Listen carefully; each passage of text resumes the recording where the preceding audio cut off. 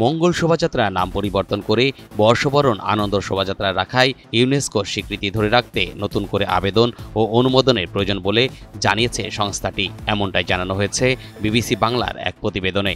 গত 11 এপ্রিল বাংলা বর্ষবরণের অন্যতম আয়োজন মঙ্গল শোভাযাত্রার নাম বদলে বর্ষবরণ আনন্দ শোভাযাত্রা করার সিদ্ধান্ত জানায় শোভাযাত্রার আয়োজক ঢাকা বিশ্ববিদ্যালয় কর্তৃপক্ষ। নাম পরিবর্তন নিয়ে আলোচনা সমালোচনার সৃষ্টি হয়। সামাজিক যোগাযোগ মাধ্যমে এর পক্ষে বিপক্ষে যুক্তি দেন অনেকেই। এদিকে প্রশ্ন ওঠে এর ইউনেস্কো স্বীকৃতি নিয়েও। 2016 সালে মঙ্গল শোভাযাত্রা অন পহেলা বৈশাখ শিরোনামে সাংস্কৃতিক ঐতিহ্য হিসেবে ইউনেস্কো তালিকাভুক্ত হয়েছিল আয়োজনটি। ফলে প্রশ্ন ওঠে এর নাম পরিবর্তনে ইউনেস্কোর স্বীকৃতি কী হবে।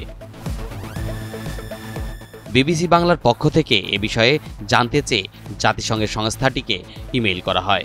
বিবিসির প্রতিবেদন অনুযায়ী এর উত্তরে ইউনেস্কো বিবিসি বাংলাকে জানিয়েছে অপরিমেয় সাংস্কৃতিক ঐতিহ্যের জীবন্ত প্রতিকৃতি এবং গতিশীলতাকে বিবেচনা নিয়ে নাম পরিবর্তনের স্পষ্ট প্রক্রিয়া রাখা হয়েছে।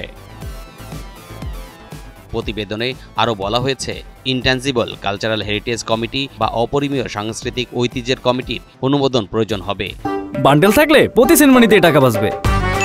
বিকাশ সেনমানি বান্ডেল কিনে জিতুন প্রতি লেনদেনে। ওই কমিটি 24টি দেশের সমন্বয়ে গঠিত। এখনো পর্যন্ত মঙ্গল শোভাযাত্রার নাম পরিবর্তনের জন্য কোনো আনুষ্ঠানিক আবেদন করা হয়নি বলেও জানিয়েছে ইউনেস্কোর মুখপাত্র।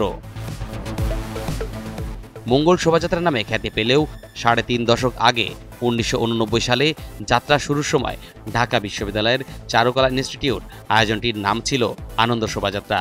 পরের বছর থেকে এটি মঙ্গল শোভাযাত্রা নামে পরিচিত হয়। এরপর ইউনেস্কো স্বীকৃতি পেলে নতুন মাত্রা পায় মঙ্গল শোভাযাত্রা।